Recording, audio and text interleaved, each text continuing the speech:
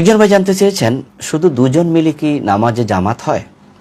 জি, জামাত কামেল হওয়ার জন্য 3 জন লাগবে। ইমাম, তার সাথে কমপক্ষে 2 জন মুসল্লি যদি হয় তাহলে কামেল পূর্ণ জামাত হয়। আর যখন 2 জন মুসল্লি পাওয়া না যায়, শুধু একজন হয়, তা হলো জামাত হয়, সেটা নাকিস, অপূর্ণ, কিন্তু জামাত হবে। আশা করা যায় জামাতের সওয়াব পাওয়া যাবে।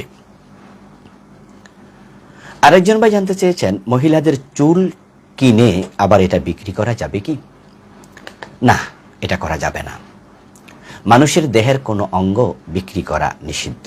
ওয়ালাকাদ কাররামনা বানি আদম, আল্লাহ তাআলা বলেছেন কোরআন মাজিদে, আমি মানুষের সন্তান বনি আদমকে সম্মানিত করেছি।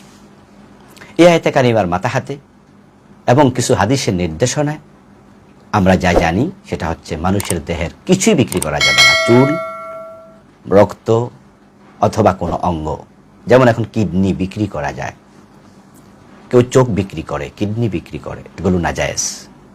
মানুষের চুল, রক্ত বিক্রি যদি নাজায়েজ হয় তো কেনা জায়েজ হবে কেমনে? কেনাও তো নাজায়েজ। এজন্য এটাকে ব্যবসায়ের উপকরণ বানানো যাবে না। আসলে আল্লাহ তাআলার দ্বীন কত সুন্দর, নিরাপত্তা দেখেন। এখানে শুধুমাত্র মানুষের সম্মানটাই জড়িত নয়, মানুষের অঙ্গ বিক্রি করলে অসম্মান হয় এটাই শুধু নয়, নিরাপত্তাটাও জড়িত। যদি মানুষের কিডনি অ্যাভেলেবেল বেচাকেনা শুরু হয়, চোখ অ্যাভেলেবেল বেচাকেনা শুরু হয়, অঙ্গ অ্যাভেলেবেল বেচাকেনা শুরু হয়, চুল অ্যাভেলেবেল বেচাকেনা শুরু হয় এবং এটা দাম অনেক বেশি হয়, তাহলে কিন্তু আমরা সবাই অনিরাপদ হয়ে যাব। রাস্তায় হাঁটাচলা করতে পারবেন না, পাবলিক ধরে নিয়ে আপনারে সোয়া কিডনি নিয়ে যাবে, হাত নিয়ে যাবে, চোখ নিয়ে যাবে, চুল নিয়ে যাবে।